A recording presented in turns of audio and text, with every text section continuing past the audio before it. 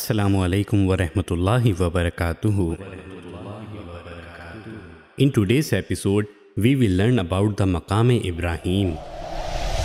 It is a holy stone that is present a few yards away from the Holy Kaaba. It is the same stone that Sayyidina Ibrahim alayhi salam would step upon to complete the construction of walls of the Holy Kaaba.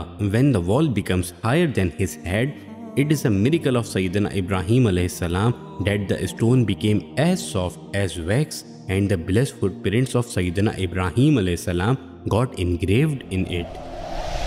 By virtue of printed blessed feet of Sayyidina Ibrahim alayhi salam, Allah dignified and blessed this stone to such an extent that He has mentioned its significance twice in the Holy Quran.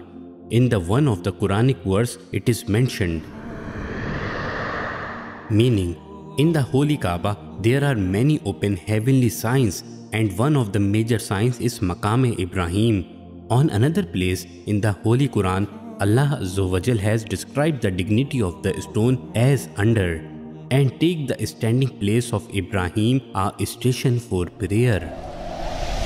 The blessed footprint of Sayyidina Ibrahim alayhi salam are present on this heavenly stone since last 4,000 years. This stone is present uncovered under the open sky. 4,000 rainy seasons have showered over this stone. Thousands of winds and storm has passed over this stone. Millions of people swept their hand on it. But despite all this, the marks of the blessed footprints of Sayyidina Ibrahim alayhi salam are still apparent upon it, which is undoubtedly a wonderful and magnificent miracle of Sayyidina Ibrahim alayhi salam.